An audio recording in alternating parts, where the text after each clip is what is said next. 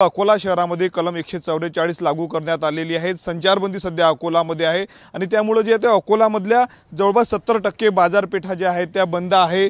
सोबतच अकोल्यातील जनता बाजार देखील बंद आहे। या जनता बाजार परिसरामध्ये सब्जी मंडी आहे, सोबत फळांची आणि भाजीपाल्याची ठोकमध्ये विक्री केली जाते। परंतु 2 दिवसांपासून जे आहे ती ही बाजारपेठ देखील संचारबंदीमुळे बंद आहेत आणि आपण बघू शकतो शनिवारी रात्री ज्या शेतकऱ्यांनी आपला माल विकायला आणलेला होता तो माल आता सध्या तसाच पडून आहे। आपण बघू शकतो या ठिकाणी टोमॅटोचे जे आहेत ते कॅरेट लावण्यात आलेले आहेत आणि वरून जर पाहिलं तर रगरगतं ऊन आहे, त्यामुळे हा जो माल आहे भाजीपाला आहे तो खराब होण्याची शक्यता आहे।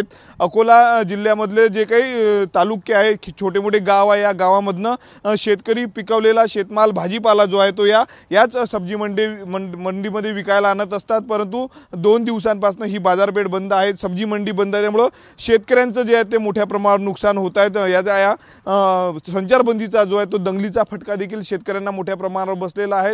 त्यामुळे ज्या भागामध्ये शांतता आहे, ज्या भागामध्ये कुठलाही अनुचित प्रकार घडू शकत नाही अशा ठिकाणी बाजारपेठ सुरू करावी अशी मागणी जी आहे ती शेतकऱ्यांनी केलेली आहे, व्यापाऱ्यांनी केलेली आहे आणि छोट्या मोठ्या दुकानदारांनी केलेली आहे।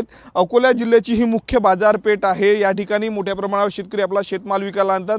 त्यामुळे ग्रामीण भागामधले जे काही छोटे मोठे भाजीपाला विक्री करणारे व्यावसायिक आहेत त्यांचं पोट अवलंबून असतं, या ठिकाणून ते माल नेऊन आपल्या गावावर तालुक्याच्या ठिकाणी नेत असतात। त्यामुळे या दंगलीमुळे जे आहे ते त्यांचे देखील व्यवसाय ठप्प झालेले आहे। त्यामुळे बाजारपेठ ज्या ठिकाणी काही असं वाटत नाही, ज्या ठिकाणी कुठली अनुचित घटना घडत नाही त्या ठिकाणी बाजारपेठ सुरू केली पाहिजे असं व्यापाऱ्यांचं देखील म्हणणं आहे। शेतकऱ्यांच्या म्हणण्यात आपण बघू शकतो शुकशुकाट या बाजारपेठेमध्ये आहे। सध्या मोठ्या प्रमाणावर रोज वर्दळ असते, जवळपास 120 ते 130 दुकानं या सब्जी मंडीमध्ये आहेत।